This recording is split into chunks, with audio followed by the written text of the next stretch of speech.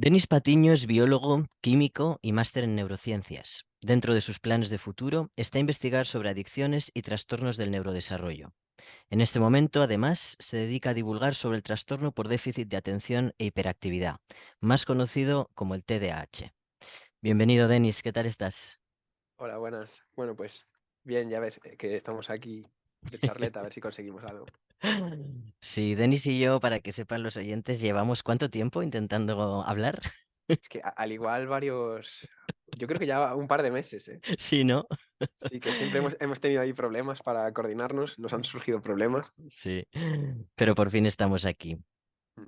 Bueno, te voy a hacer la primera pregunta del millón que siempre hemos visto mucha controversia en las redes sociales. ¿Existe el TDAH?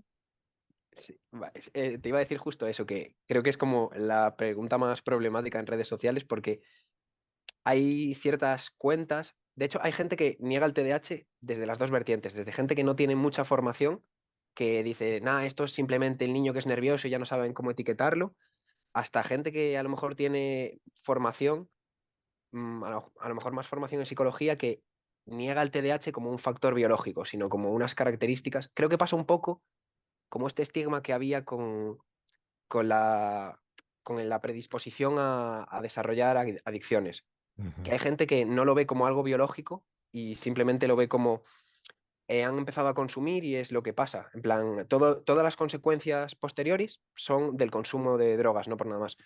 Yo soy partidario, lógicamente, de defender que el TDAH sí que existe, entre otras cosas porque hay evidencias biológicas a nivel bioquímico.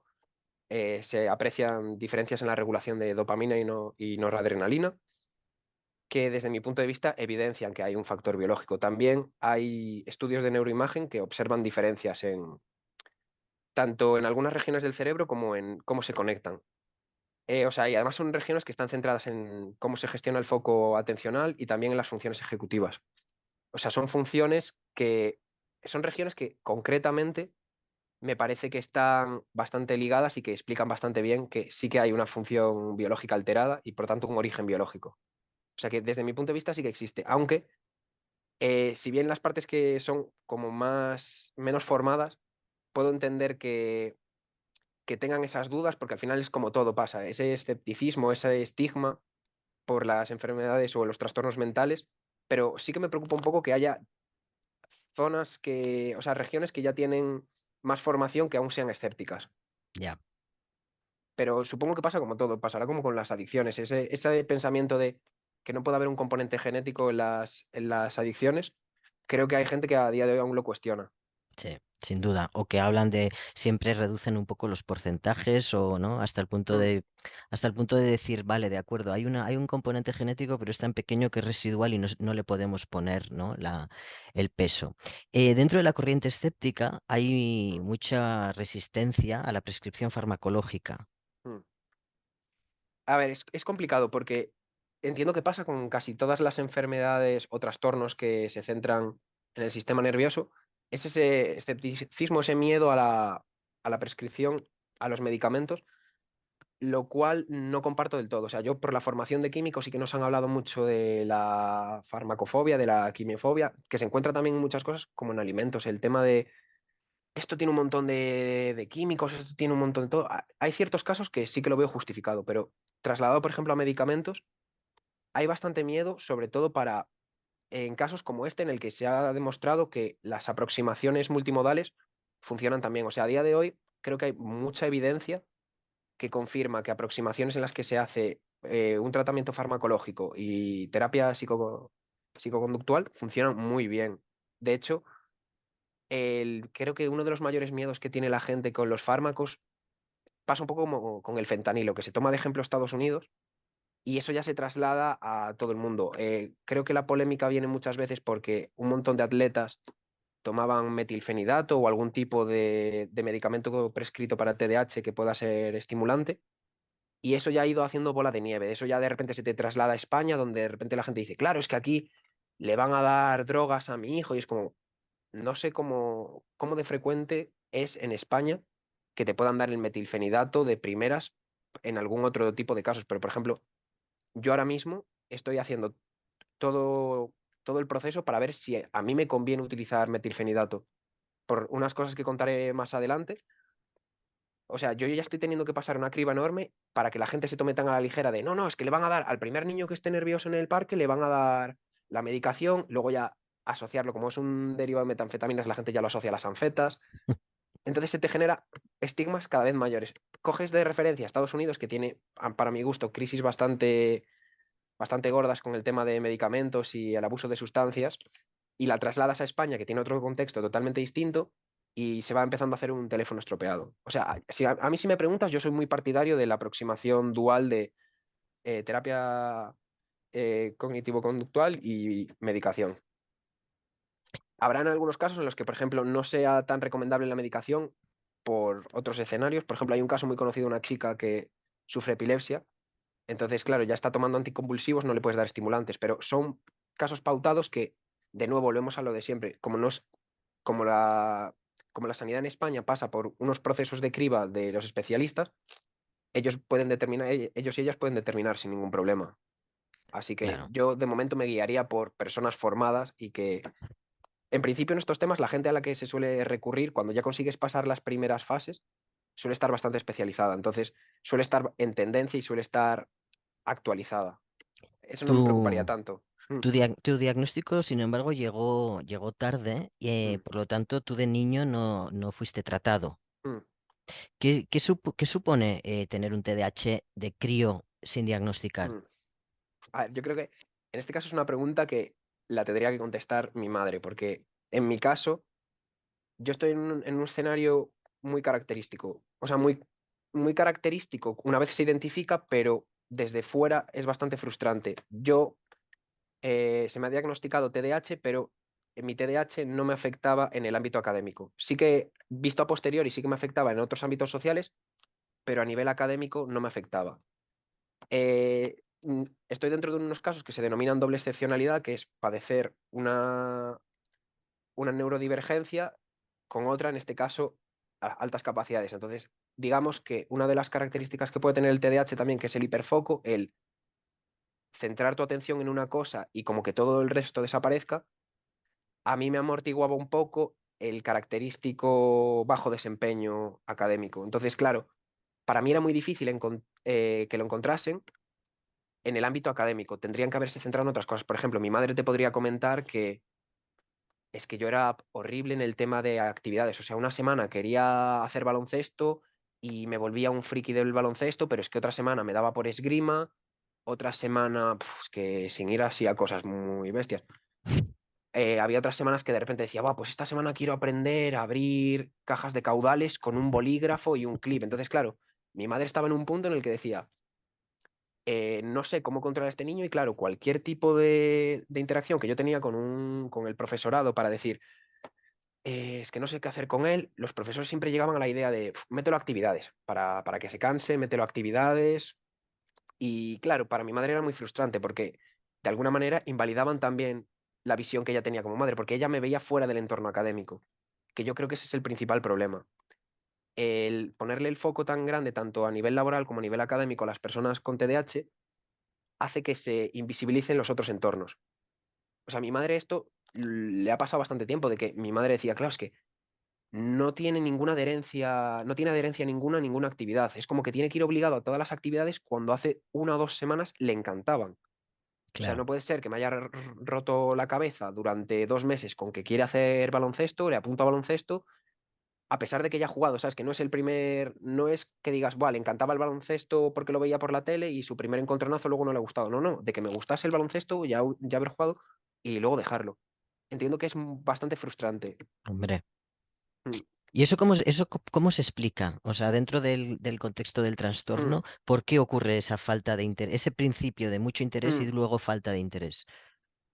Claro, a nivel, yo creo que pasa un poco por la falta de regulación tanto de la dopamina, que te genera ese Mm. interés, ese sistema de recompensa, como por la noradrenalina, que es la encargada de gestionar un poco el foco atencional. Creo que es una mezcla de las dos, porque, por ejemplo, el tema del hiperfoco, bueno, el hiperfoco no está solo presente en el TDAH, por ejemplo, el trastorno del espectro autista también identifica bastante bien el hiperfoco.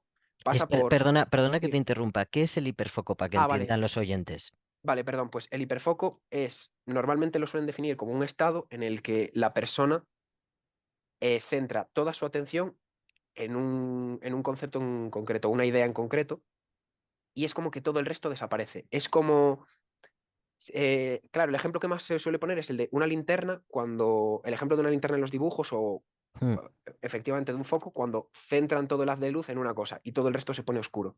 vale. Y claro, tengo muchas veces un debate con unos compañeros porque hay algunas cuentas de divulgación que en su trabajo por, lógicamente, por informar y por trasladar esa idea, ponen un ejemplo que es como un personaje con unos rayos láser que se centra directamente en un libro y claro, hay una parte que sí que es cierta de que si de repente te da el hiperfoco por la cuestión correcta, no voy a decir que te vuelves un experto completamente, pero vas a tener un interés constante de que dejas de comer, te saltas tus horarios a veces de sueño porque te centras en cosas muy específicas. ¿Qué pasa? Que tal y como lo vendes en una red social en el que la gente a día de hoy tiende mucho al autodiagnóstico, yo siempre le decía a mis amigos, claro, ¿quién no quiere tener rayos láser por los ojos para que te entre la información al momento? Da mucho pie a que, claro, de repente alguien que puede tener un interés normal, un interés que entraría dentro de la curva, se piense que tiene un hiperfoco. Yo siempre digo, el hiperfoco cuando te cae es una moneda al aire. Cuando te cae lo que tú quieres, es una bendición, porque de repente tú llegas un día y en una semana estás devorando el contenido que una persona normal debería devorar a lo mejor en un mes. ¿Qué pasa? Hay que ver la otra cara de la moneda. Yo he tenido ocasiones en las que a lo mejor he tenido que hacer un trabajo de la universidad y no estar haciéndolo porque otra asignatura han hablado de, me lo voy a inventar, de un animal y cómo los pulpos cambian de color y tirarme un mes obsesionado por cómo cambian los pulpos de color y otras asignaturas diciendo, bueno, ¿y cómo van los trabajos? Y yo, uff, pues no he tenido Claro. tiempo para mirarlo. Entonces, claro, es un arma de doble filo. Hay mucha gente que comenta que sería ideal poder darle herramientas tanto a las personas jóvenes como adultas para poder trabajar con ese hiperfoco. De hecho, yo muchas veces he comentado que lo que más me gustaría trabajar a mí es poder dar esas herramientas para que donde los picos donde tú eres muy efectivo puedas trabajar y los valles no te culpabilices tanto.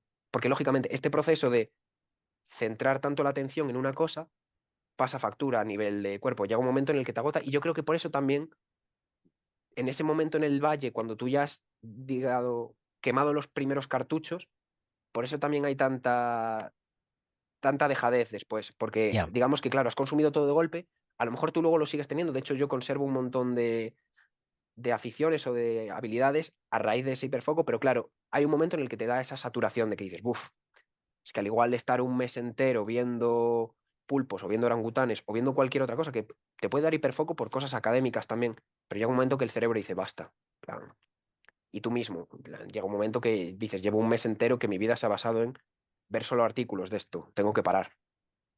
Y entras en un estado de agotamiento.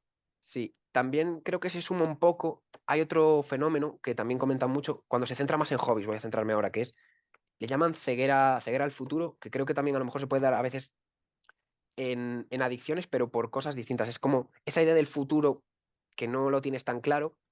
Claro, pensemos en un caso, ahora no lo voy a trasladar a algo tan académico. Imagínate que ahora yo me obsesiono por aprender a tocar la guitarra. Mi primera idea es de, me veo unos tutoriales y digo, "Guau, me encantaría aprender a tocar la guitarra". Y me voy a devorar un montón de contenido para aprender a tocar la guitarra. De primeras yo ya me compro una guitarra. No es le pido una guitarra a un amigo. Y claro, como yo estoy a nivel teórico, estoy adquiriendo un montón de conocimientos, pero no los estoy reflejando a nivel muscular, a nivel mecánico. Entonces también voy a tener esa sensación de frustración, de, "Tío, es que no entiendo qué me pasa, que llevo, es que a lo mejor llevo el equivalente a un mes de contenido de lecciones aplicado en una semana, tú me puedes preguntar a nivel teórico un montón de cosas, pero no soy capaz de plasmarlo". Y llega también esa frustración un poco a la vez que la saturación. Entonces, por eso yo creo que también hay tanta dejadez a la hora de seguir con un hobby. Vale. Pero de hecho también pasa lo de que hay mucha gente que luego, cuando consigue mantenerse enganchada a ese hobby, tiene unos picos súper altos y tiene como un desarrollo muy potente, porque es como que has pasado ese momento de dejadez, has vuelto a conseguir que se vuelva un hobby y es que volvemos a lo de antes, tienes un nivel de conocimiento teórico que luego te permite aplicarlo en otros momentos en los que a lo mejor no tienes por qué estar formándote. Digamos que si has conseguido pasar el momento de dejadez y has conseguido meter toda esa enciclopedia de conocimientos, tú luego la vas a poder ir aplicando cuando la necesites. El problema es Claro. pasar esa frontera, que para mí me parece lo más complicado. Vale, pero entiendo que si pasas esa frontera, la actividad que luego mantienes no está tan condicionada por la impulsividad, ¿no? O articulada Mm, por la impulsividad, que quizá al principio sí. claro, en mi caso en concreto, claro, no me gustaría trasladarlo como Sí, como una idea general, por si acaso, porque entiendo que esto al final es muy heterogéneo. En mi caso pasaría eso.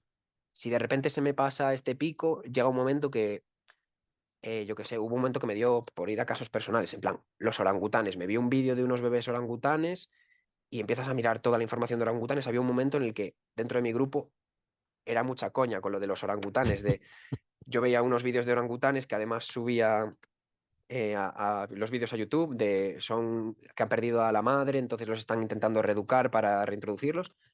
Hubo un momento que tenía un pico, luego tuve el momento de saturación de no quiero volver a saber de orangutanes. Tú a día de hoy me preguntas por orangutanes, no voy a decir que soy un experto, pero digamos que estoy en esta parte de que ya tiene suficiente información mm, y podría seguir buscando, no ese punto de obsesión de antes de voy a seguir buscando todo, sino de, oye, pues si ahora me sale alguna noticia de orangutanes, pues tengo ese interés y voy a seguir mirándolo, pero no me quedo hasta las tantas mirando sobre ese tema.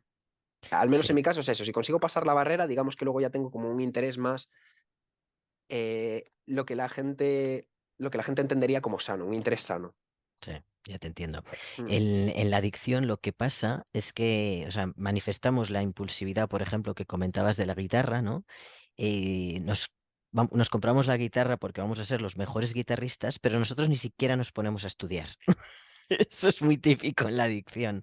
O sea, te pones un día a lo bestia, 2 días y luego mm, ya, pum, todo eso decae, ¿no? Y te viene la angustia, la depresión de decir, una vez más, no he sido capaz, pero es que encima te has gastado dinero en la guitarra, ¿sabes? Y has mm. proyectado algo que no era real, ¿no? Claro, pues justo la frustración que comentas, yo me acuerdo que cuando empezaba a sospechar que tenía esto y miraba foros, era lo que más comentaba la gente, porque además, digamos que el entorno en el que vivimos hoy en día favorece mucho el consumismo. Entonces, este tipo de actitudes a una persona con TDAH la empujan directamente al consumismo, de Claro, buah, a lo mejor el primer estímulo que yo he tenido para querer comprarme una guitarra es que he visto un anuncio de que hay una guitarra rebajada. Entonces yo digo, buah, me encantaría aprender a tocar la guitarra. Y claro, una ventaja que tiene a día de hoy Internet es que tienes un montón de fuentes de información. Luego ya podemos hablar de, en algunos casos, de cómo de fiables son esas fuentes de información, pero para el ejemplo este de un hobby, a día de hoy una persona con un hobby es una maravilla Internet. Entonces, claro, se te junta la guitarra está de oferta. He visto que hay un montón de tutoriales de cómo aprender la guitarra. Es que yo te podría enseñar ahora mismo playlists que tengo guardadas en YouTube de cómo aprender a tocar la armónica. Me regaló una pareja en su día una armónica. A mí me mandas ahora a tocar con la armónica y no tengo ni idea, pero me empiezas a preguntar por la teoría y yo te digo, sí, pues mira, esta canción y tienes que hacer puedes soplar así o así y cómo poner la lengua para que solo le des a una rejilla y no le des a todas. Y así me pasa, y con todo, y con Illustrator. De pequeño era más curioso, porque también entra un poco que de pequeño, digamos que te premian más esa curiosidad si no te afecta en el ámbito académico. Claro, yo de repente de pequeño llegaba y te decía, pues mira, me he interesado por softwares de diseño, he empezado a aprender a usar Photoshop, Illustrator, entonces claro, el profesorado dando palmas, porque de repente dices, es que está aprendiendo un montón de claro, cosas. claro. Pero claro, yo siempre planteo esta situación. ¿Qué pasaría si todos estos mismos escenarios ocurriesen sin que yo tuviese un buen desempeño académico? No tengo un buen desempeño académico, pero me he pegado un curso intensivo porque yo he querido de Photoshop e Illustrator y me va de maravilla, pero a nivel académico hay problemas. No me aplaudirían tanto. Y ese es Claro, el tema que critico yo tanto. claro. Estaba muy oculto, o sea, de alguna forma tú, el trastorno en ti Mm, estaba muy oculto porque eras súper funcional para mm, ellos, ¿no? Claro. El, en, a nivel social se habla mucho de algunas dificultades que puedan tener las personas con este trastorno. Yo, mira, el otro día creo que te lo comenté, que he terminado de editar un nuevo libro de Maya Salavich y, mm, y habla, ella está dentro del trastorno autista, ¿vale?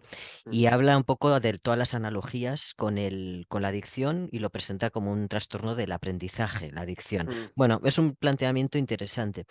Em, pero en su caso, por ejemplo, ya sé que no era un TDAH, es otra cosa, pero en su caso hablaba de la dificultad en las relaciones sociales. Mm. ¿En el TDAH también pasa o no? Sí, hay gente a la que le pasa, sobre todo porque se asocia mucho a TDAH también un problema de regulación emocional. Uno de los principales problemas que puede tener también una persona que tenga TDAH es esa impulsividad, sin entrar ya tanto en temas de cómo afrontas tus propias emociones, sino ese tema de impulsividad puede hacer que tengas reacciones, digamos, más coloquialmente, más viscerales, que no las controles, que no pares, que claro, si a mí algo de primeras me puede parecer mal, que yo de repente no me pare a pensar, oye, ¿por qué está pasando esto? ¿Por qué me siento así? Sino que ya tenga lo que se podría denominar como una rabieta. Por eso también se identifica muchas veces con esa infantilización de las rabietas en niños que luego trasladados a adultos. Pero tú puedes preguntar a adultos, y hay muchísimos que tienen también este problema de regulación emocional, pero también incluso por temas sociales. Yo, por ejemplo, de pequeño era muy consciente, como puedes ver, yo soy una persona que habla mucho. Es muy común también en personas con TDAH hablar mucho. Te puede generar escenarios complicados a nivel social, también sobre todo cuando tú luego te ponen en una tesitura en la que te dicen, oye, hablas mucho. Entonces, claro, te pasa que tú de repente entras en este punto de, salvando las distancias, de tener que controlar una adicción de, joder, quiero hablar mucho. O sea, quiero hablar de este, no, no quiero hablar mucho, perdón, sino de, este tema me parece súper interesante, hilando un poco con lo de antes. A lo mejor este tema me parece súper interesante porque yo ya me he pegado una clase intensiva de un mes. Entonces, claro, si de repente un día estoy en una conversación en la que están hablando eso de guitarra y yo vengo de darme el curso teórico máster de guitarra, de querer hablar mucho, pero entonces tú ya te tienes que controlar. Entonces te generas situaciones en las que no sabes cómo actuar a nivel social de, demuestro que esta persona tiene mucho interés y yo también, o dejo que hable y me hago más el ignorante para luego. Es como que siempre estás luego en una lucha constante. Que, de hecho, hay gente que lo refiere como que también les produce agotamiento mental, el tener que encontrar. O también, por ejemplo, problemas de centrar la atención. De, imagínate, tú y yo a lo mejor ahora estamos hablando y que tú me hubieses dicho, pues, me lo invento, pues yo he tenido un amigo que ha estudiado en tal sitio y que yo también conozco a una persona que está en tal sitio y yo mientras estoy hablando contigo estoy de fondo pensando, guay, me te acuerdas de esa persona, entonces también supone un esfuerzo y puede generar esas dificultades para interactuar a nivel social. Vale. O hay cosas que creo que también comentan, creo que también pasan, no quiero asegurarlo 100%, pero creo que pasa con el entorno el de espectro autista y con TDAH, que se llama mirroring o reflejarlo, que es si por ejemplo tú me estás contando un caso de algo que te haya pasado a ti y a mí también me pasa, el exponerte toda la situación para intentar reflejarlo, porque digamos que como tienes estas dificultades sociales, consideras que tu mejor manera de acercarte y generar vínculos con otra persona es decirte, oye, a mí también me pasa. Entonces hay gente que lo ve desde fuera y piensa que estás como cambiando el foco de la conversación hacia ti cuando habrá casos, lógicamente, que sí que sea así, pero digamos que es como tu herramienta, dentro de las limitaciones que tú tienes, es tu herramienta de decir, oye, entiendo lo que te pasa porque a mí también me ha pasado. Pero puede haber otra persona que lo interprete como de, bueno, dejemos de hablar de ti, hablemos de mí. Claro. Entonces es complicado, es complicado. También por una cosa que se comenta mucho de que el ejemplo que suelen poner es de cuando tú tienes una neurodivergencia, eres un zurdo viviendo en un mundo de diestros. Ujú. Hay un caso que comentan mucho, que a mí me hace mucha gracia el uso de ejemplo, que es una chica que comentaba en redes sociales que su novio era zurdo y le compró una tijera para zurdos. Y que ese día, cuando le llegaron las tijeras, estaba emocionadísimo porque de repente vio lo fácil que era cortar con tijeras y estaba todo el día por casa diciéndole, ¿quieres que corte esto? ¿Quieres que corte esto? ¿Hay algo que cortar? Vaya, parece que esa hoja que quieres enviar necesitas que la corte. Entonces, que ella de repente vio reflejado en él una alegría de poder hacer cosas que para el resto son cotidianas sin tener que pasar por todo el esfuerzo. Pues yo lo Claro. comparo un poco con una neurodivergencia. Cuando tú llegas a un escenario o situaciones en las que no tienes que estar todo el rato con esa carga de el masking que le llaman, en plan, el tener que fingir que Mm. estás dentro de lo que se establece como normal, es todo mucho más fácil. Y creo que también libera en ese punto un poco de carga de interacciones sociales. Claro, claro. Interesante cómo lo estás describiendo, porque puedo identificar ciertos rasgos, ¿no?, que se viven en la adicción, sobre todo en la recuperación, cuando intentamos ajustarnos a un mundo que no logramos entender y que además tenemos que mirarnos mucho a nosotros mismos para dar una respuesta que coincida con lo que el otro espera, ¿no? Y sí, sí, y claro, me resuena muchísimo. El, claro, tú hablas de la dificultad en la regulación emocional, que es algo que también vivimos nosotros. Mm. ¿Cómo aprendes a lo largo de tu vida hasta que llegas a ser un adulto a regularte? Supongo que un poco como, diría que como todo el mundo, a veces por desgracia, a palos. Claro. Va a haber momentos en los que yo me he encontrado con situaciones, yo por suerte tengo el privilegio, y siempre lo diré, de que mi madre, dentro de las herramientas que ella tenía, y las circunstancias en las que ella se encontraba, ha sido una red de apoyo para un montón de cosas y me ha servido de ejemplo también para muchas otras. Yo siempre he podido hablar estas cosas con mi madre, pero de a lo mejor yo llegar más de pequeño y decirle, mamá, yo hablo mucho. Es que la gente me dice que hablo mucho y mi madre decir, tú hablas mucho como yo hablo mucho, el que la gente te tiene que querer por cómo eres y quien no te quiere así tiene problemas. O sea, el problema lo tiene esa persona. El meterme la idea a mi madre de no tienes que cambiar como tú eres, sí que tienes que intentar adaptarte al entorno al que estás, porque al final somos unas personas sociales, pero tú no tienes que cambiar tu identidad. Lo cual me sirvió un poco para marcar los límites del masking este que hablábamos antes, porque claro, yo he conocido gente que te comentan en sus testimonios que su masking llega a un punto en el que son dos personas totalmente distintas en sociedad, que entiendo que también pasa seguramente con mucha gente que está pasando por la recuperación de una adicción, entiendo que también puede pasar, de que llegas a tener incluso esa duda de, no tan exagerado, pero tengo un alter ego. En Sí, plan, parece que tengo un alter ego social. En plan, para unas personas soy una cosa y luego en mi círculo más íntimo soy otra. Pues en mi caso, un poco de prueba y error, pero también muy apoyado por mi madre. O sea, yo le debo muchísimo de no haberme desencarrilado más, tanto en unos aspectos como en otros, a mi madre. Y todo esto, claro, mi madre, recordemos, sin ningún tipo de formación. Mi claro, madre simplemente, por las experiencias que ella vivía, yo creo que también un poco condicionada por lo que decíamos antes de, aunque desde el colegio no le decían nada a mi madre ya podía sospechar algunas cosas. O sea, que yo me levantase cada día con una cosa distinta, ya le hace de decir a mi madre, bueno, pues yo voy a tener que meter un poco más de esfuerzo para educar a Denis en temas de interacción social o en temas de inteligencia intrapersonal sin tener que entrar en conocimientos técnicos, pero sí darle más herramientas, que es un poco por lo que yo abogo muchas veces, de no centrarlo todo a nivel académico, sino en otros ámbitos. claro. Pero, pero entiendo que pasará como todo y pasará con personas, como comentabas tú, que han padecido trastorno de abuso de sustancias, adicciones, pasará con cualquier otro trastorno del neurodesarrollo. Al final, hay que entender que vivimos en una sociedad en la que se intentan establecer algunas ideas como normales y todo lo que sale de esa idea de normal siempre va a tener dificultades.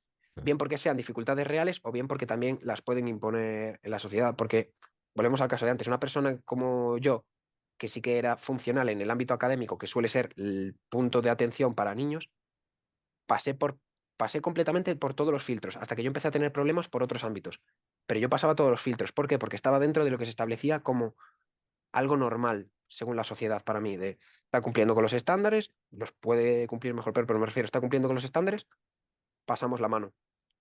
Y de hecho, eso genera al final luego mucho estigma, porque cuando tú reconoces en otros ámbitos, entiendo que igual que en el tema de adicciones, y eso lo podrás comentar seguramente tú mejor que yo, que a lo mejor en algunos ámbitos eres completamente funcional o pareces funcional Mm, para la gente, pero tienes otros entornos en los que tu vida está siendo un caos.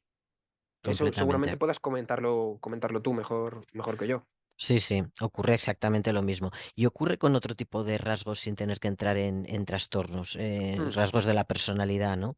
Eso también lo he experimentado yo por mi propia experiencia vital, el masking ya llevado al extremo, ¿no? Con la propia identidad y, y lo que implica ajustarse en un entorno o ajustarse en otro y cómo un tipo de ajuste puede dar una imagen de ser absolutamente funcional y tener un éxito social, ¿no? Y en otros casos no. El, cuentas, o sea, te quería preguntar si los adultos, claro, es mm. que estamos hablando todo el rato de tu experiencia, Sí, em, y quiero imaginarme o quiero que vayamos ahora a experiencias distintas dentro de lo que sí, tú me puedas contar, ¿vale? Por ejemplo, un TDAH que no es funcional. sí. ¿Tienen herramientas las personas adultas para poder afrontar ese tipo de realidad? A ver, creo que a día de hoy se está haciendo más esfuerzos cada vez mayores para que tengan herramientas. Sí que es cierto que, como todo, como está en una etapa bastante inicial, el darle visibilidad al TDAH en adultos aún tiene muchas carencias. Por ejemplo, en Coruña sí que hay un grupo de TDAH para adultos, en la Fundación Ingada, pero por ejemplo yo estaba en Granada y no había. Los grupos que hay de TDAH en Granada, si tú te referías como un adulto con TDAH, te decían es que la gente que viene adulta a esta asociación de TDAH son padres y madres de niños y niñas con TDAH. O sea, no hay Vale, como tal un grupo de adultos. Entonces, me parece bastante curioso porque se habla bastante de la heredabilidad del TDAH.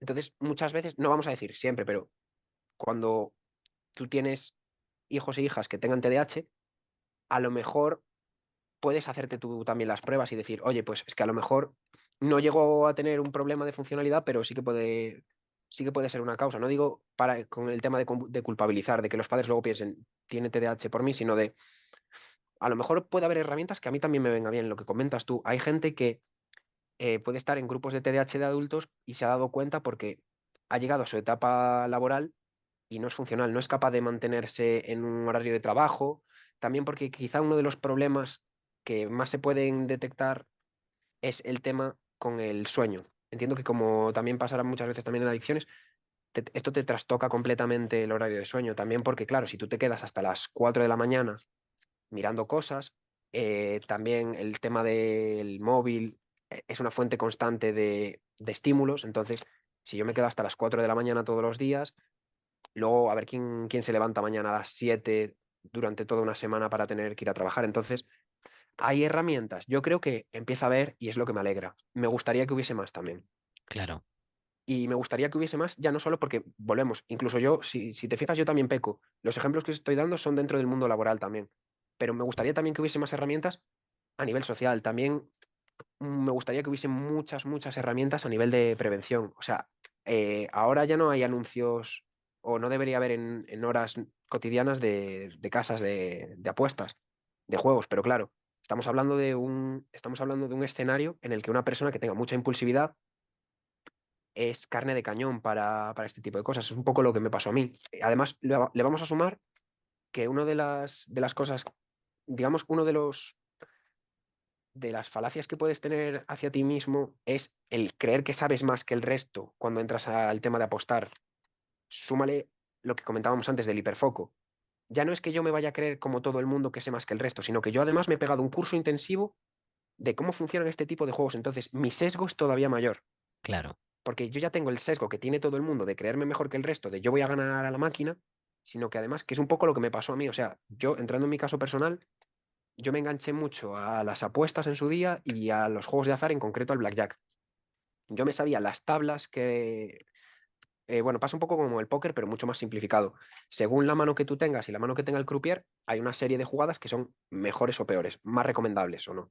Yo me sabía la tabla entera, porque me había pegado un hiperfoco y me sabía la tabla. Entonces, mi sesgo era todavía mayor de, yo no soy la típica persona que apuesta y se cree que sabes, que yo me sé las tablas. Claro, Pero entramos en que esto lo podrás comentar tú mejor, en plan de cómo el conocimiento te afecta para unas cosas y no para otras. O sea, yo me sé las tablas, yo tengo mayor conocimiento estadístico que la persona promedio y sé cómo van las tablas. Eso sí, no era capaz de procesar el cashback que tenía el juego. O sea, yo era capaz de procesar las tablas claro. estadísticas, pero no era capaz de entender de, no me acuerdo cuánto es, pero un 98% de cashback. O sea, de cada 100 euros que yo ponga, recupero un 98. O sea, ¿cómo funciona esto? ¿Cómo Sí, entra de...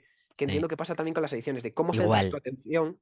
Por eso yo me parece muy interesante y las veo tan relacionadas, de tanto en Mm, adicción como en TDAH, cómo tu foco de atención se mueve a lo que en ese momento te interesa. Y que a lo exacto. mejor tú tienes una señal al lado, pero como que cae en la zona oscura, no te enteras. Sí. En adicciones a mucha gente, cuando llegan a los centros de desintoxicación, les diagnostican TDAH y luego se ve, o a medida que la persona va dejando de consumir, ¿no? Mm, y se va recuperando, hay personas, hay profesionales que dicen, no, pues no era un TDAH. Y yo hay veces que pienso, bueno, quizá no era un TDAH o quizá el aprender a regularte, porque la adicción tardas muchos años en, mm, en- en recuperarte, ¿no? Y aprendes a regularte, aprendes cambias conductas, ¿no? Entonces pienso, bueno, quizá no haya un TDAH o quizá sí lo hay, y sea, no sé mm, si un TDAH se puede reconducir, pero sí sé que se puede aprender a mm. vivir mejor con él, ¿no? ¿Tú crees que esta relación que aparece es causalidad, es correlación? Es muy buena pregunta, porque de hecho a día de hoy la gente suele, o sea, hay estudios que están intentando buscar esa causalidad. Según los últimos artículos que yo he mirado, sí que encontraban una causalidad en algunos trastornos, o sea, en algunos abusos de sustancias, como puede ser la nicotina. Curiosamente, en el café de momento no han encontrado porque no tenían suficiente evidencia, pero sí, yo diría que hay una causalidad también porque en su momento yo había hecho algunos trabajos. Hay varios genes que están relacionados en lo que se conoce como un clúster, digamos, como un grupo de genes que lo denominan como el clúster del factor externalizante, que digamos que son una serie de genes que luego afectan tanto a TDAH como a trastorno de abuso por sustancias, como al trastorno desafiante. Entonces, como que están muy relacionados, pero yo considero que s- sí que las personas que puedan tener TDAH y tengan abuso de sustancias o cualquier tipo de adicción, sí que puede haber una causalidad por la hipótesis de la automedicación, un poco de, o de la autorregulación, que, bueno, no sé si la gente lo conocerá, si no lo explico. Es mejor explicarlo, sí. Vale, digamos que muchas veces cuando no se hace, muchas veces no se hace de manera voluntaria, pero es que a falta de un tratamiento o a falta de las herramientas necesarias para poder paliar o amortiguar los puntos negativos de un trastorno, los individuos tienden a buscar otras alternativas para amortiguarlo por su cuenta. Y esas alternativas no siempre tienen por qué ser buenas. En el caso del TDAH muchas veces es el consumo de alcohol o consumo de otras sustancias. Para, por ejemplo, en el caso de alcohol, mucha gente refiere que dejan de tener esa preocupación, ese malestar social que tenían antes. Hay gente que, por ejemplo, con el tabaco, lo cual es contraproducente porque luego te genera ese mono del tabaco, pero que el tabaco les relaja, porque consiguen una serie de patrones que les generan esa tranquilidad. Por ejemplo, autistas y TDAH hablan mucho de una cosa que es el steaming, que bueno, en castellano yo en su día lo llamaba cacharrear. De hecho, lo estoy haciendo ahora mismo, no sé si te has dado cuenta, en plan, Sí, estoy con unas cartas, en plan, todo el rato, pero lo he pa- pensado, digo, sí, pues sí. en plan, o sea, estoy con unas cartas, perdón si molesta, pero No, en plan, claro, no, es eso. para nada. Pues hay gente que, por ejemplo, dentro de mi sistema está eso, estar con unas cartas cortándolas o estar haciendo con los dedos. Hay gente que, no vamos a decir que es un sustituto completo del steaming, pero actitudes como salir a fumar les generan un patrón que les relaja también como con el steaming, lo cual tú dices, vale, has conseguido una manera de amortiguar esa ansiedad, pero es que te estás tirando directamente a un pozo. Claro. Entonces, para mí es una causalidad también, sin tener que entrar en la hipótesis solo de la automedicación, recordemos eso, hay unos problemas de impulsividad y unos problemas de toma de decisiones que yo creo que también afectan. Y volvemos un poco también, intentando recabar el hilo para atrás, hay mucha gente que se apoya también en drogas o en cualquier otro tipo de adicciones como mecanismos de coping, es que no sé cómo traducirlo en castellano, pero como mecanismos para intentar evadirse. Entonces, volvemos a lo de antes. Si yo soy una persona que tiene TDAH y no soy funcional a nivel académico, que volvemos a lo de antes, es el foco que me ha puesto la sociedad de o vales o no vales cuando yo soy un chaval, vale, pues si a mí ya me están diciendo todo el rato que no valgo para las clases, entonces a lo mejor empiezo a dejar de ir a clase. Entonces Claro, empiezo a tener empiezo a hacer otras actividades que no son del todo apropiadas para mí. A lo mejor me junto con un grupo de gente que quiere hacer otras cosas que por mi impulsividad digo, va, venga, pues lo hacemos. Empiezo a probar sustancias, entro en este punto de que tengo menos autocontrol, por así decirlo. Es todo como, digamos que si tuviese que decir que es algo que sí que afecta a la causalidad, diría que afecta a la causalidad, pero teniendo en cuenta todo su entorno. No es que directamente por tener TDAH tú vayas a consumir sustancias, sino que un poco como lo de esa predisposición genética a poder ser adicto. Hay que tener en cuenta todo el entorno. Y por eso me parece, recalco, voy a recalcarlo todo el rato en la entrevista, si en algún momento me pongo pesado me lo dices. Por eso me parece tan importante hablar de todos los entornos en los que te afecta. Porque en mi caso, volvemos a lo de antes, yo tengo muchísima suerte de que mi madre ha sido un colchón de protección enorme. Yo no he consumido sustancias, pero yo, por ejemplo, sí que he caído en adicciones comportamentales. Pero yo no he caído en sustancias porque mi madre en ese momento sí que detectó y dijo, vamos a dejarle claro, de Denis, tú sal de fiesta lo que quieras, si tú quieres beber, bebe, lo que tú quieras. Yo hasta los, que tengo ahora 26, hasta los 24 yo no bebí alcohol. Y ahora bebo alcohol creo que una vez al año o así, en una fiesta. Intento no, y me gustaría incluso no beber. Pero claro, yo he conseguido llegar hasta ese punto cuando hay gente en la misma condición que yo, que a los 15 16 años ya está con un alcoholismo que ya habría que tratar. Entonces, claro, por eso, a mí me preguntas, yo te digo causalidad. O sea, yo diría que sí, pero ya. teniendo en cuenta todo el entorno. No es que porque tengas A directamente tienes B, pero si tienes A, yo intentaría proporcionar estrategias de protección para B, aunque ya debería haber estrategias de protección siempre, pero Ujú. centraría más los esfuerzos en este caso. Sí, sí. El, entiendo que, que cuando entraste tú en el juego fue Mm. para buscar alivio, fue para responder a tus impulsos, fue por una combinación de todo. Mi caso, mira, es que creo que hasta te lo puedo. decir con mucho detalle. Yo entré en su momento por una oferta que salió en una web que era el típico bono de entrada, los famosos bonos de entrada. Entré con los bonos de entrada, además la web que lo promocionaba te vendía que era como un plan sin fisuras de, mira, si ganamos el dinero te lo quedas y si no, te lo pago yo de mi bolsillo. Entonces, claro, eso ya era. De hecho, es una estrategia que a mí me gustaría darle voz y decir, me parece muy criminal, porque Sí, básicamente lo que estás haciendo es venderme una situación de ganar-ganar en la que me estoy condenando yo. Y ese fue mi caso. O sea, mi caso fue, entré, me acuerdo que era un partido, se apostaba un partido de baloncesto de los Boston Celtics.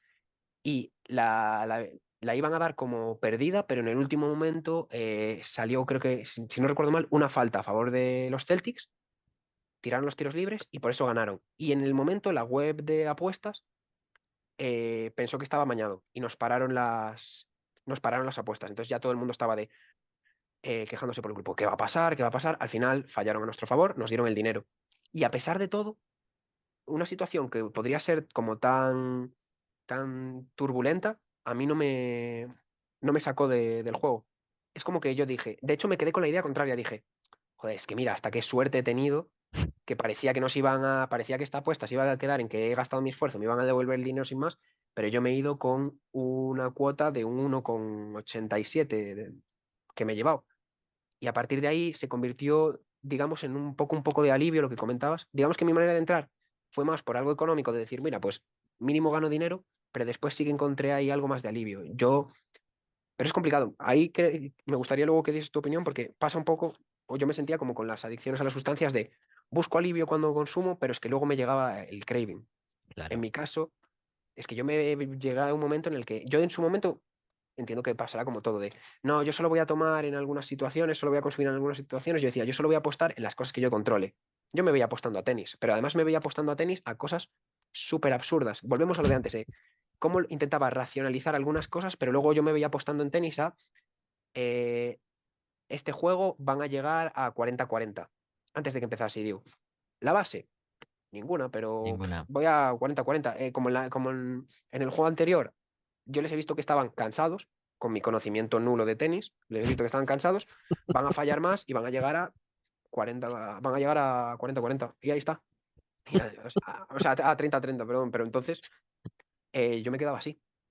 Y ahí fue un poco cuando me di cuenta. Yo creo que me di cuenta también porque en en esa fase como de inocencia de creer que nadie está queriendo jugar contigo, porque entiendo que el mundo de las apuestas me parece un poco turbulento, más allá del de las adicciones, porque no exactamente igual, pero tal y como está condicionado a día de hoy, también tienes tus propios camellos, que son los Claro, tipsters. claro. Y claro, tú te encuentras con canales de Telegram, o sea, no sé si has ahondado alguna vez por ahí, pero es súper interesante. No, Te encuentras con canales en los que son actitudes básicamente de como de un camello, en plan de entras en un canal de Telegram en el que te van a ofrecer unas apuestas y te van a hacer todas las trampas del mundo para que tú te creas que ellos saben de esto. En plan, van a hacerte unas apuestas en las que, por ejemplo, yo te digo, sí va a ganar este equipo porque tengo información de primera mano. Si ganan, perfecto, tú ya tienes a un grupo de gente que te va a creer que tienes información privilegiada. Si te dicen que no, van a hacer cualquier tipo de triquiñuela, como decir, bueno, la gente que ha estado atenta al grupo de Telegram habrá visto que en el minuto 75 de partido dijimos que cerrásemos las apuestas con ganancia, la gente que lo ha hecho se ha llevado tanto dinero, entonces ya la culpa ya no es suya de te hemos ostras, dado mala información. Están cambiando el foco de culpa a decirte, tío, es que no has estado atento al grupo. Si hubieses cerrado en el 75, te hubieses llevado el doble de tu dinero, pero no has estado atento. Entonces te generan ese miedo luego de, tengo que estar atento. O sea, ya no claro. solo me estás comiendo la cabeza con el tema de apuestas, ya no voy a estar solo pendiente del tema de las apuestas, sino que tengo que estar pendiente de un grupo de Telegram. Y yo creo que me empecé a desengañar de esto porque yo hubo un día hablando con alguien de tenis que le comenté mi famosa estrategia, la que te acabo de comentar antes, de llegar a un partido y decir, van a llegar a 30-30, que era lo que me refería antes. Y él al momento de decirme, eso no tiene mucho sentido, no sé qué, yo dije, ah, bueno, vale. Y a los 2-3 días, sin exagerarte, él por su grupo de tipster, comentar esa misma estrategia.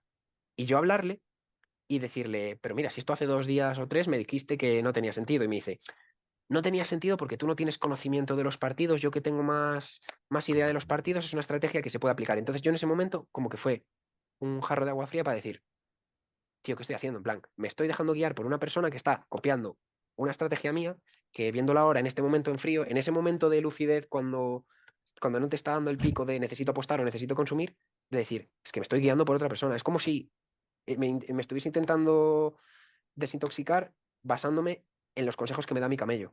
Exacto. En cualquier caso, es mucho más perverso Mm, que el circuito de la droga, el circuito de la industria del juego, mm, porque lo que estás comentando llega a unos niveles de manipulación y de mm, perversión súper bestias. En el caso de la droga, no cuentan con tantas herramientas, ¿no? mm, Para manipularte. Al final, como es una cuestión, excepto en el alcohol, por supuesto, ¿eh? El mm, alcohol, al ser legal, sí que tiene acceso a ese tipo mm, de estrategias. Pero claro, la droga ilegal no. La droga ilegal, al final, tienes que acceder al mercado negro, ¿no? Y en ese circuito del mercado negro, con todas sus limitaciones también. mm, Sí que tienen estrategias de otro tipo, como cortarla con determinadas cosas que pueden generar una adicción más rápida una sensación de bienestar mucho más potente, mm, ¿no? Bueno, todas esas cosas. Pero en cualquier caso, me parece muy bestia que fueses capaz de darte cuenta de lo que estaba mm, pasando, ¿no? Y eso implicó un cambio en ti. Sí, o sea, yo al momento, claro, ahora entramos en lo que es un poco como esta ceguera que tú tienes cuando tienes una adicción. Yo un poco por lo que comentábamos antes, ese rasgo obsesivo, yo intentaba llevar siempre un conteo de todas las apuestas, los beneficios que tenía, y digamos que en el momento en el que yo me di cuenta, según mi hoja de Excel, yo iba en positivo. Pero claro, aquí ahora entramos en dos cosas. Primero, ¿cuánto me he mentido yo durante todo este tiempo que no he sido consciente? Y segundo, ¿cuánto me han mentido? Porque claro, Claro. ya no es solo que me mienta yo para, digamos, proteger un poco mi ego durante ese tiempo, que si ahora a día de hoy, si yo pudiese ver los resultados y me diese, pues mira, en realidad he perdido dinero, ahora a día de hoy, por suerte, no me duele el decirte, pues mira, he perdido dinero. Pero claro, yo viendo la hoja ahora mismo, no sé en dónde está alterada. Y entonces, en ese caso, sí que me protejo de ego y hasta qué punto un tipster ha estado jugando conmigo con el tema de, bueno, gente, esta la hemos perdido, pero esta la hemos cogido a X cuota, que claro, te juegan mucho también con la cuota de ellos a lo mejor la cuota empiezan a hacer combinadas y te suma una cuota de 2,5, pero ellos ya te hacen la triquiñuela y en vez de 2,5 le ponen 2,63 y dice, los que hayan sido rápidos la habrán cogido 2,63, habéis reventado la cuota, ya se baja. Si algún día Buah. tienes, claro, no le recomiendo a nadie que entre porque es como entrar al abismo y es ponerte a la jaula de los leones, pero me encantaría que Yo no, se yo no pusiese me, mucha más regulación. Yo no me atrevo o sea, de hecho, desde que me recuperé, Mm, no, jamás me he acercado al juego porque conozco mis vulnerabilidades, ¿no? justo, Pero me imagino que entrar en una cosa así como para explorar y estudiarla, ¿no? Siempre sí. manteniéndote como un espectador, tiene que ser impresionante. Claro, yo estoy como tú, yo invitaría a alguien que se vea lo suficientemente fuerte a que entre, porque a mí me ha pasado de que a día de hoy, como tú, intento tener contacto cero, cuando me di cuenta, porque además yo me di cuenta en un escenario en el que cuando tengo este momento de lucidez, a lo mejor eran eso, las 5 de la mañana y yo estaba viendo un partido de la NBA en la ventanita pequeña que te deja la casa de apuestas cuando apuestas, y digo, es que me estoy viendo un partido, que me estoy en un móvil, que a lo mejor en ese momento no eran tan grandes como los de ahora, pero ya, en plan, un móvil de pantalla viendo en una ventanita pequeña un partido al que he apostado, ya no porque me lo haya recomendado el tipster, sino porque ahora he considerado que soy un experto de la NBA y estoy apostando a lo que yo considero. Y fue en ese momento que, junto al caso que comentaba antes de lo del tenis, que a mí me sirvió para decir, ¿qué estoy haciendo? Estoy durmiendo en casa de, bueno, mi novia de aquel entonces, de mi pareja, y estoy más pendiente de, de ver un partido en eso, en una mini pantalla, que en pasar tiempo con mi novia, en dormir con mi novia para luego al día siguiente despertarme bien, no faltar a clase, poder hacer vida con ella. Y fue un momento que me hizo clic la cabeza y dije, ya está. Pero claro, como te comento, me hizo clic en ese tema, pero por ejemplo, no tuve las herramientas suficientes como para llenar ese vacío. Es como que en ese momento dije, esto está mal, lo corté, pero claro, es que ahora dentro de mí he dejado un hueco enorme. Y es cuando me apoyé muchísimo en los videojuegos, yo, por ejemplo. Vale. Claro, es como que, digamos que me di cuenta de que estaba mal, lo arranqué de mi vida, pero al no tener esas herramientas en ese momento para qué hacemos ahora, no he podido llenar ese hueco. Claro, el vacío tan terrorífico que pasa también Mm, cuando dejas de consumir. justo. Sí. Y entonces te pones a jugar a videojuegos. ¿Tú consideras también una Mm, pregunta del millón en las redes sociales, si la adicción a los videojuegos existe o no existe? Sabemos que no está descrita como tal. mm, Bueno, ahora ha habido algún cambio, sí, pero se suele negar la adicción a los videojuegos, pero por otro lado, la experiencia clínica indica que hay personas con dificultades mm. para manejar ese tema, ¿no? ¿Tú qué opinas? Pues es complicado, es que claro, me pones preguntas justo que son así como complicadas. Si no recuerdo mal, invitaste a José César Perales, Sí, que fue profesor mío, fue a raíz de cómo te conocí yo. sí, Él comentaba en unos casos que a nivel teórico, por cuestiones de economía conductual, digamos que él creía que no existe la adicción a los videojuegos como tal, porque los procesos que pasan cuando tú empiezas a desarrollar esa dependencia hacia los videojuegos no son los mismos que en unas adicciones comportamentales como al juego al azar o a las adicciones a sustancias. Pero él mismo hacía el apunte, ojo, es difícil marcar la línea de qué es un videojuego y qué deja de ser un videojuego. Y yo con eso estoy totalmente de acuerdo, porque yéndonos al caso más exagerado, si nos vamos al caso más exagerado, yo sí que estoy de acuerdo con él de no creo que nadie se vuelva adicto a jugar al King Kong antiguo, al Mario versus Donkey Kong, pero claro, luego entramos en un mundo en el que yo, por ejemplo, me enganché al League of Legends. League of Legends no es el juego que más cajas de recompensas tiene, pero también tiene un sistema de cajas de recompensas, de conseguir cosméticos, y además League of Legends tiene un sistema en el que busca una competitividad constante. Tú tienes un sistema de emparejamiento en el que te tienes que intentar ser mejor que el resto. Y tal y como se ha ido configurando todo, tú tienes un sistema en el que muchas veces van a fomentar tu frustración, en el que tú vas a ganar más puntos, vas a ganar, pongamos, 17 puntos en un sistema arbitrario, bueno, no es tan arbitrario, es un sistema de elo como el ajedrez, pero vas a ganar 17 puntos si ganas, pero vas a perder 20. Cuando pierdas vas a tener 20. Entonces vas a salir con un balance de -3, lo cual te obliga a jugar otro juego. O vas a tener situaciones en las que van a forzar unos escenarios que me recuerdan mucho a las casi ganancias o a las casi pérdidas de las tragaperras, que también lo comenta muy bien José César. Entonces, claro, yo no me aventuraría a decir, no te podría dar una respuesta de si a un videojuego totalmente neutro como tal, un videojuego como podría ser los Sims, se genera una adicción, sí que se podría generar situaciones complicadas en las que tú para evadirte de otros problemas que tengas, te apoyas en los Sims, entonces se genera una dependencia o una relación tóxica, pero claro, en esos casos me parece que es mucho más fácil distinguir cuando se habla de un videojuego o cuando se habla de un videojuego con algo más. Por ejemplo, otros casos son claro. las famosas cajas de recompensa. Claro, ¿hasta qué punto tú puedes separar un videojuego de una máquina tragaperras cuando cada 2 por 3 van a estar con los famosos gachapones, con las cajas de recompensas y ahora abres una skin y esta skin además, si estás en juegos como el Counter, la puedes vender? O sea que estás invirtiendo dinero en conseguir una skin que luego tú puedes vender. ¿En qué se diferencia eso de una tragaperras? Claro, nada. Entonces, estamos entrando en un punto en el que hay gamblificación de los videojuegos y esto lo comenta muy bien José César, de claro, él, por ejemplo, el escenario que comentaba es muchas veces cuando tú crees que tienes una persona que es adicta a los videojuegos, está intentando suplir otras carencias que tenga. A lo mejor es una persona que está enganchada a los videojuegos porque está todo el día ahí hablando con unos amigos que ha hecho en la red. Entonces, claro, como es una persona que no se siente cómoda a nivel social, con su grupo de personas con las que se encuentra físicamente, ha encontrado como un grupo de apoyo y por eso se tira a lo mejor tantas horas. O ha encontrado ya no un grupo de apoyo, sino ha encontrado ese reconocimiento. Una persona que no se sienta válida, volviendo a los ejemplos de antes, una persona que no se sienta válida en el mundo académico, pero de repente llega a un juego y es top en ese juego, porque claro, ha conseguido, por ejemplo, en este caso, el hiperfoco, ha desarrollado una serie de mecánicas que le favorecen en este juego.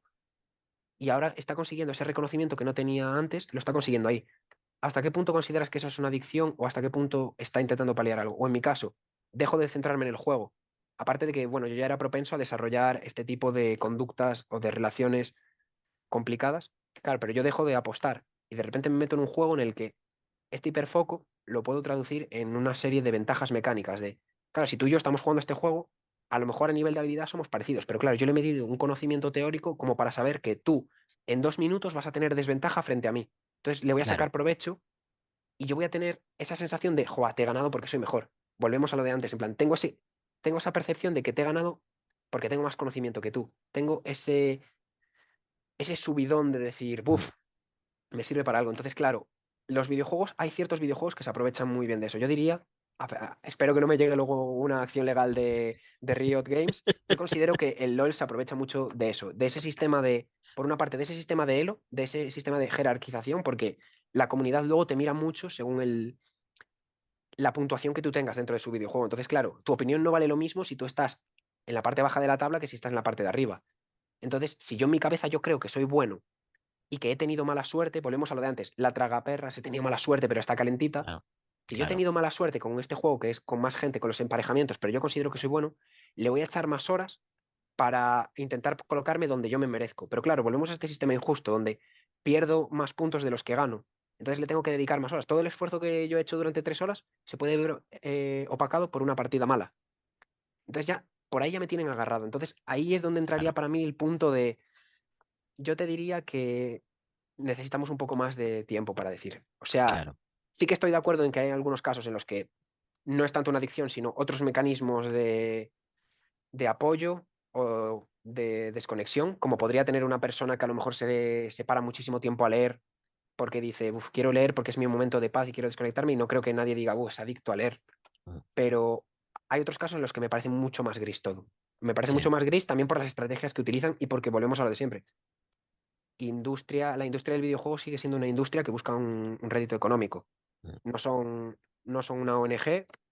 Yo entiendo que en este caso, por ejemplo, Riot Games está para el juego de League of Legends, está buscando un beneficio económico tanto por la parte de los cosméticos, de compra cajas, que hemos sacado un poco ese FOMO, ese miedo, fear of missing out, de vamos a sacar sí, este cosmético que solo sale en Navidades. Y tú dices, es que si no lo compro ahora, a ver si lo ponen el año que viene en Navidades.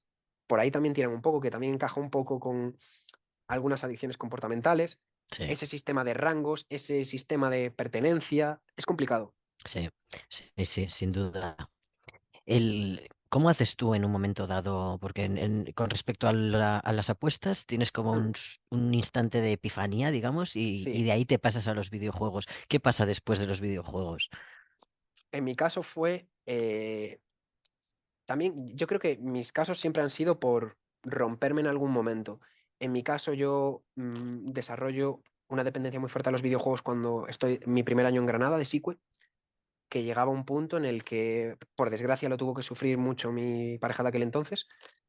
Yo no iba a clase, yo me iba a dormir a las tantas porque me tiraba, no te quiero exagerar, más de 10 horas jugando al día. O sea, yo me levantaba, me ponía a jugar, cuando no jugaba veía contenido del juego, me iba a dormir y soñaba con jugar.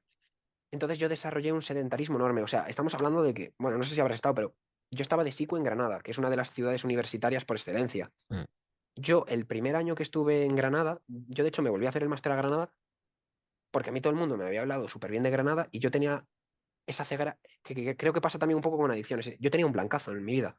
mm. A mí me decían, ¿y qué? ¿Te gustó Granada? No sé qué, ¿qué tal la zona de fiesta? Yo les decía, no sé, la zona de fiesta yo la conozco porque había un mexicano al que yo bajaba a comprar comida para irme luego A a jugar otra subírtela. vez.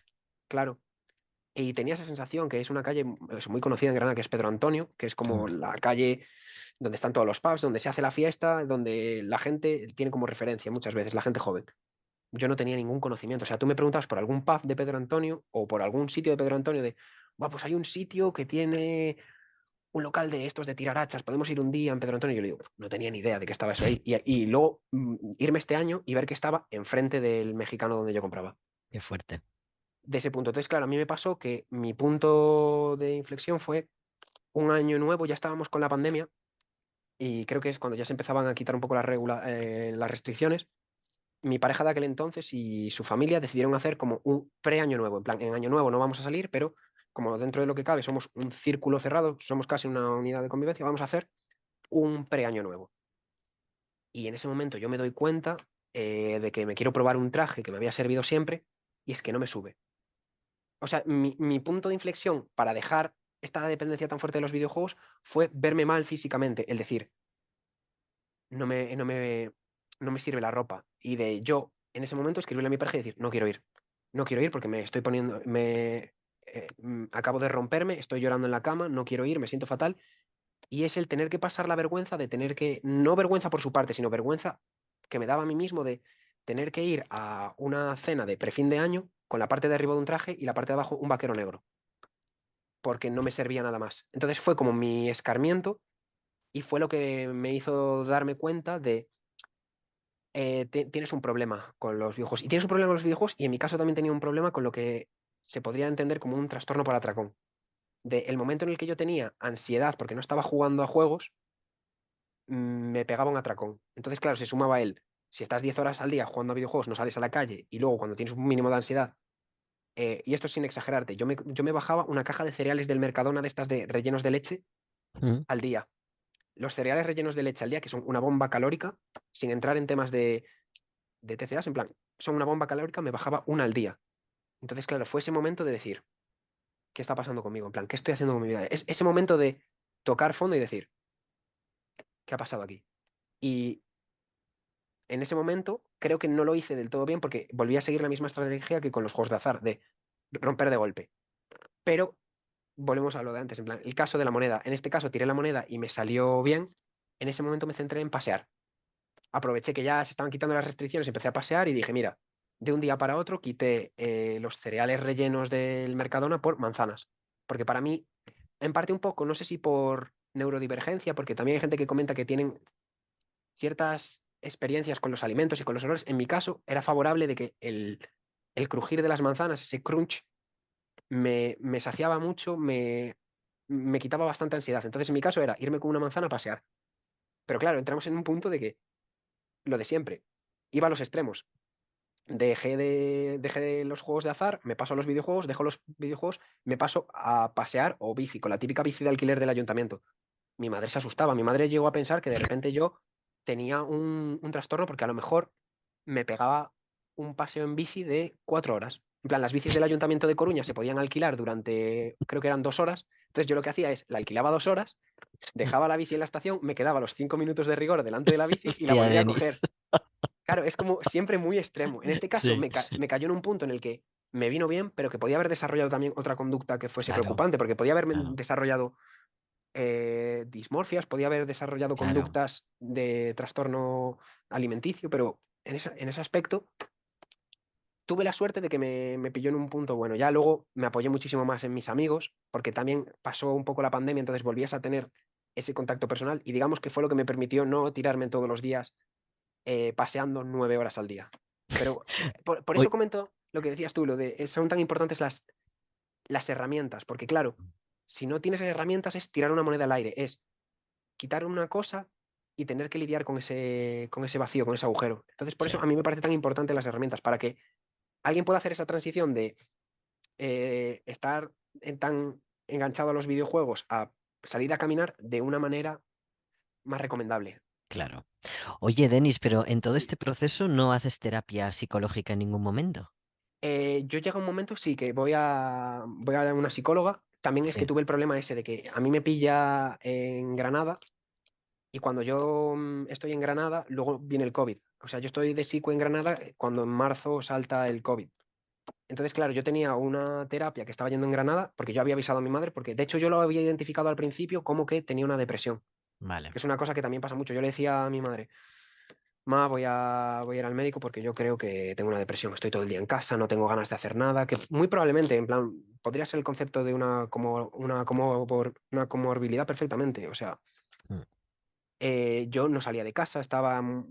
Digamos que a lo mejor en ese caso, a lo mejor yo sí que tenía una depresión y esa depresión era lo que me condicionaba a apoyarme tanto en los videojuegos. Volvemos a lo de antes, en plan, ese era como mi mecanismo de fuga. Mm. Entonces, ahí es cuando yo empiezo a buscar ayuda en especialistas. Pero claro, Vale. por el tema de COVID, de repente luego las sesiones pasan a ser online. Y a mí se me complicaba, porque el tema de online es una cosa que comenta también mucho la gente de por qué las sesiones para personas con TDAH, los grupos de apoyo de TDAH de adultos no son tan efectivos. Porque volvemos a un poco lo que comentaba antes de el teléfono como fuente de estímulos, pasa lo mismo con un ordenador. Yo puedo estar en una sesión contigo y yo ahora porque estoy pendiente de ti, estoy revisando todos los libros que tienes por detrás, entonces como que mi foco lo intento centrar dentro de esta entrevista, pero yo podría estar Sí, con otra pestaña aquí al lado mirando otra cosa y que no fuese tan efectivo. claro. Y, o sea, esto te lo puedo decir ahora que queda un poco feo, queda un poco mal educado, pero yo mientras hablo contigo, yo estoy mirando los libros. Sí, Entonces yo puedo seguir teniendo una conversación contigo mientras voy mirando los libros. Veo que tienes como un sujetalibros que es como una persona así como sí. inclinada que parece que está orando. Entonces, claro, yo puedo seguir hablando contigo y estoy haciendo el esfuerzo en este caso de centrar mi atención dentro de, aún así, de tu pantalla. Una persona, si yo estoy en una sesión online de terapia, a lo mejor yo puedo tener otra cosa de fondo. Claro, Puedo claro, estar mientras habla otra persona mirando otra cosa y que luego me cueste seguir el hilo, entonces no me parecía tan eficiente. Eso sí, en el momento en el que se levantaron un poco las restricciones, yo ya empezaba a mirar por mi cuenta, ya empezaba a sospechar que tenía TDAH. A la primera charla que hubo en Coruña de la asociación esta que comento de Ingada de TDAH, fui de cabeza. Me acuerdo que tenía, en ese momento, es que me acuerdo perfectamente, tenía otras cosas en el calendario, las moví todas. Dije, yo tengo que ir a esto de cabeza. claro. Y nada más terminó la charla, fui a hablar con la vicepresidenta, con Elvira. Dije, mira, yo sospecho que me pasa esto. Le empecé a contar tal, tal, tal, del tirón. O sea, como quien te para en la calle para que firmes. En plan, Sí. mira, tengo esto, esto, esto. Y me dijo, muy probablemente tengas, pásate un día por la asociación. Y ahí ya empezaron un poco a darme las pautas que no me habían podido dar por otro lado. Vale. Y todas estas tendencias desaparecen a medida que tú vas, quiero decir, por ejemplo, Mm, el trastorno por atracón, que es algo que yo también mm, tengo y que hay épocas que está mejor, épocas que está peor, mm, pero mi impulsividad hacia eso está. Otra cosa es que yo mm. la vaya regulando, ¿no? Pero está. ¿A ti te pasa con todo lo que has ido probando o no? Eh, sí, pero por ejemplo, en el caso de trastorno por atracón, que uso tu mismo ejemplo, para mí lo has descrito perfecto. Está, y según el contexto en el que yo esté, hay veces que lo puedo controlar mejor o peor. Por ejemplo, hay momentos que pueden ser más complicados y me vuelve el trastorno por atracón. Y considero que también me pasa un poco con los intereses que tengo, como tú comentas. Digamos que hay momentos que, intentando darle una explicación, mi cerebro busca con el hiperfoco evadirme. Igual que Vale, podría evadirme con un atracón de ¿por qué me voy a estar preocupando de que ahora quiero escribir, por ejemplo, un artículo de lo que sea o que tengo que estar buscando un doctorado, cuando puedo centrarme en esta cosa tan interesante que acabamos de ver ahora? ¿Por qué voy a centrarme en mi futuro y mis preocupaciones? Esto es una cosa que se comenta mucho en los manuales clínicos de diagnóstico. Perdón, pues si a veces me divago, o sea, tranqui. me disperso un poco. Se comenta que los niños tienden a, bueno, niños y niñas, por referirme a lo neutro, Sí, tienden a perderse en estímulos exteriores mucho más y las personas adultas en estímulos interiores, esas preocupaciones. Entonces, claro, te puede dar por los dos lados, que el hiperfoco haga que te centres en esas preocupaciones que tú tienes, como por ejemplo de qué voy a hacer con mi futuro, o el caso totalmente opuesto, como un mecanismo de protección de, para no centrarme en esas preocupaciones que tengo y esos agobios, voy a centrar mi atención en otra cosa. Por ejemplo, crochetar. Yo hubo una época en la que aprendí a hacer ganchillo porque estaba en un momento en el que decía, buf, la cabeza no me va más, no quiero estar todo el día pensando qué voy a hacer porque por mucho que yo me centre en lo que quiero hacer, existe un componente de incertidumbre. O sea, yo claro. puedo pensar en qué voy a hacer, pero no lo decido yo. Yo porque llegue a un sitio y diga, mira, quiero hacer esto, no me van a decir, perfecto, mañana te ponemos un despacho, no te preocupes. Entonces, es como que sí que notaba en esos momentos lo que comentabas tú con el atracón de, ¿estás siempre ahí? Sí. Y en los momentos en los que estoy más alterado o que el entorno es más difícil, aparece más. O sea, Ujú, aparece siempre, pero lo controlo menos. Pierdo un poco las ujú. riendas. Sí. La verdad es que no había hablado nunca así con una persona con TDAH. Es verdad que, como tú bien has dicho, cada persona es un mundo, Mm, ¿no? Y a ti se te ha manifestado con los rasgos clásicos, pero además con otros rasgos que han hecho mm, que en su momento se neutralizara para los demás, ¿no? mm, Aunque ha estado ahí.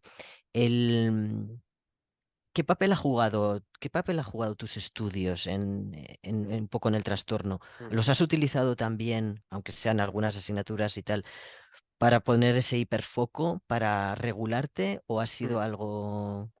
Supongo que sí, Pues claro. sí, sí. O sea, al principio, claro, es que yo más o menos cuando ya empiezo a sospechar esto, ya es en una etapa universitaria, pero viéndolo ahora en retrospectiva, yo siempre he tenido un interés muy grande por otras asignaturas que no tenían nada que ver con biología y química. O sea, si le preguntásemos a mi profesor de matemáticas, te diría que a mí me encantaban las matemáticas.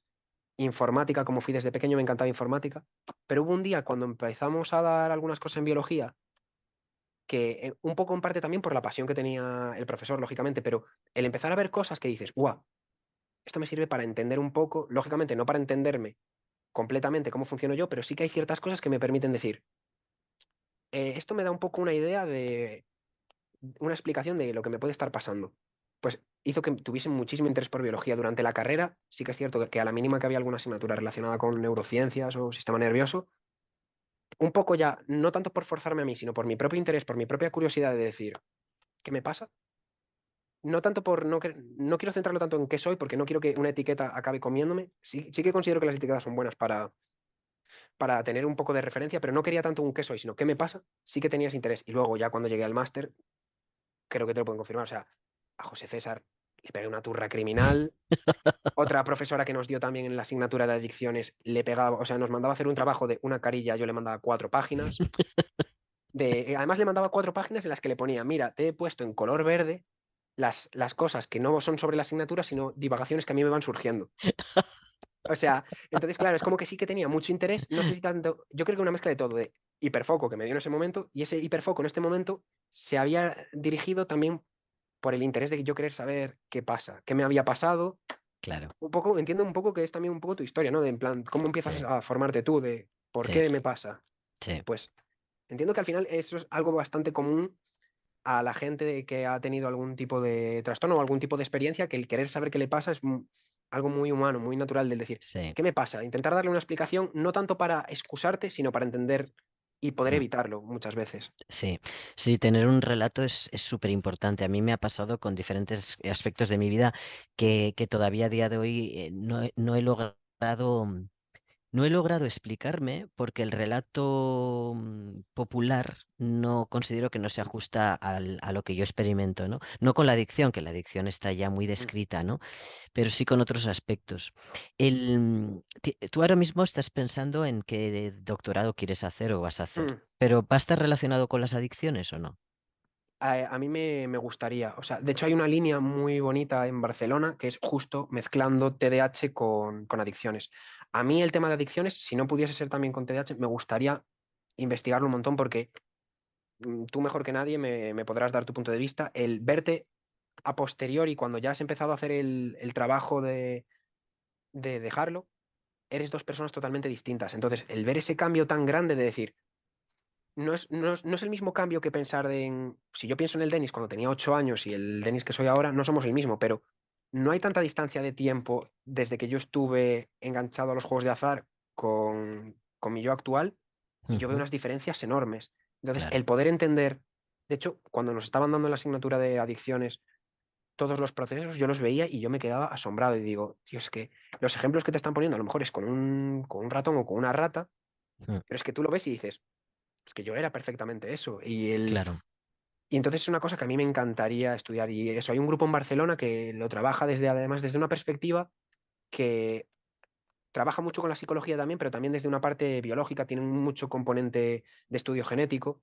Y hasta donde recuerdo, creo que también hay un grupo, no sé si en Milán o en Roma, que estaban haciendo una cosa que comentabas tú antes, que es coger a convictos o exconvictos por diversos crímenes, pero también por que tengan trastorno de abuso por sustancias y realizarles las pruebas para ver si tienen TDAH. Entonces me parece muy curioso porque de repente empiezas a encontrar lo que decías tú antes, números Sí, elevadísimos en un sector muy en concreto. Entonces, claro, que luego habrá casos que tú dices, puede estar enmascarado, que es lo que se conoce, bueno, puede haber dos casos, que es el diagnóstico diferencial y la comorbilidad. El diagnóstico diferencial es descartar que tengas una cosa que pueda estar dando un falso positivo, por así decirlo. Y ujú, comorbilidad es, una vez ya hemos confirmado que tienes esto, puede ser que tú tengas cualquier otro trastorno. Lo que comentaba antes, por ejemplo, mucha gente que tiene TDAH de adulto tiene comorbilidad con depresión, sí, porque digamos que durante toda su vida has estado en un entorno muy complicado para ti y puede estar desarrollando una depresión por estos escenarios que se te dificultan. sí, Pues claro, ese escenario que comentaba de las universidades italianas también me parece súper interesante porque, volvemos a lo de antes, me daría unas herramientas buenísimas para poder darle voz al hay que darle a la gente más formación para evitar estos casos. En plan, no estoy claro. diciendo que porque des formación de repente vaya a desaparecer la delincuencia, pero claro, si estamos viendo que mucha gente que consume sustancias puede tener también TDAH, a lo mejor si dejamos de centrarnos solo en el ámbito académico y les empezamos a dar herramientas como para decir, nunca le vas a prohibir a nadie que tome alcohol, pero por ejemplo, la aproximación que hizo mi madre a mí me pareció muy buena y nunca fue Claro, prohibitiva.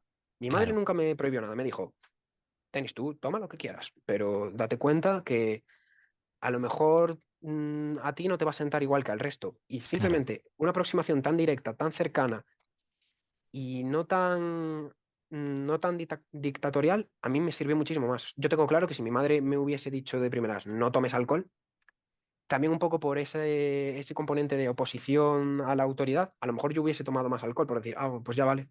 Y con las herramientas apropiadas yo creo que no se evita, pero sí se amortigua mucho. Entonces me Claro. gustaría, si puedo, Barcelona tiene un grupo muy bueno ¿Cuál es el o de Barcelona? es Tony Ramos Quiroga en Vall d'Hebron. Sí, ya sé cuál es. Es, lo conocí en persona, me parece que tienen un trabajo buenísimo y toda la gente que está trabajando ahí me parece muy buena.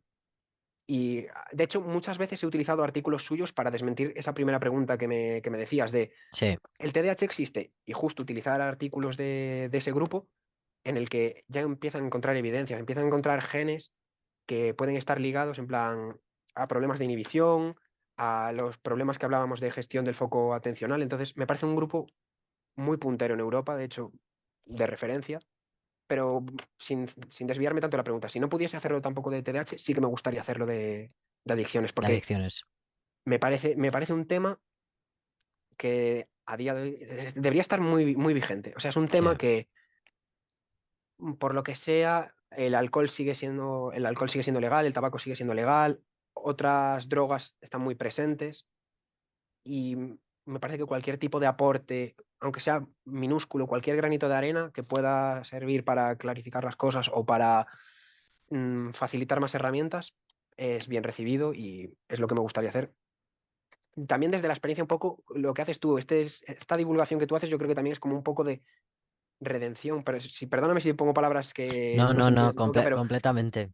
claro, ese decir, yo lo he pasado y no me gustaría que otra gente pasase por lo Mm, mismo. No me sí, gustaría porque yo, por ejemplo, identifico que yo he tenido mucha suerte con mis parejas que han estado a mi lado ahí, pero yo lo veo desde poniéndome su lente y es que era un marrón increíble, en plan, hombre, estar saliendo con una persona que está 10 horas al día enganchado a una cosa que luego va a dormir mal, entonces nunca vas a tener los horarios. O sea, yo estaba en una relación de pareja en la que esa pareja no podía convivir conmigo. claro. Entonces, como es una persona que ha sido muy importante para mí, sigue siéndolo, entonces, al final, el haberle hecho daño a una persona que quiero, pues es como que te mete esa obligación moral o te la impones tú mismo de decir, no quiero que más gente pase por lo mismo. Mm. Entonces, cualquier Sí, esfuerzo. hay una combinación, yo creo, como muy clara en ti, y a mí me pasa lo mismo, de inquietud intelectual mezclado con romanticismo, porque crees que puedes cambiar las cosas de alguna forma, con una parte de redención. O sea, a mí me pasa lo mismo, lo que me mueve es al final una amalgama de cosas. En mi caso, yo le voy a añadir uno más, que no sé si en el tuyo existe o no, que es ego. Yo sigo viviendo con necesidad de reconocimiento, y eso en el momento que he sido capaz de asumirlo, ya ha tenido menos peso, Mm, pero está ahí y no sé si tiene que ver con la autoestima todavía, que seguramente, que yo sigo currándomela, ¿no? mm. Pero ahí está. O O sea, sea que, sí, estoy totalmente de acuerdo. Además, en mi caso, aparte del ego que comentas tú, de quizá por unas carencias en algún momento de autoestima durante este proceso, yo le añadiría en mi caso eh, esa experiencia que yo te contaba de cómo yo era funcional en el ámbito académico laboral, que yo he claro, tenido, yo he tenido esa suerte, digamos que yo siempre he recibido esos elogios, entonces ha claro. generado como unas expectativas de lo que yo tengo que estar. Entonces, por mucho que yo ahora sea consciente de que no necesito esos elogios para vivir, o sea, sí que está bien tenerlos porque reconfortan y te ayudan a tener una cierta estabilidad. Yo no como de elogios, pero es lo que comentas tú, esa alimentación de ego de decir, soy válido, Exacto. eh, soy válido y puedo aportar algo, puedo dejar, ya no es tanto, sí que tiene una parte de quiero aportar mi granito de arena, pero también tiene el componente de quiero dejar mi huella. Lo- Sí, lo- lo- el lo- legado. claro, los dos extremos, de quiero dejar algo útil, pero quiero Sí, dejarlo yo. sí, exactamente. Sí, Denis, he aprendido un montón hablando contigo, y me gustaría que me fueses contando cuando sepas hacia dónde Mm, vas a hacer la tesis y tal. Me gustaría porque creo que vas a aportar un montón de cosas y ya te digo, a mí me gustaría seguir aprendiendo. Ha sido un placer tenerte aquí. Muchísimas gracias, igualmente, ya lo sabes. Nos veremos en otra. Ok, Venga, un abrazo. un abrazo.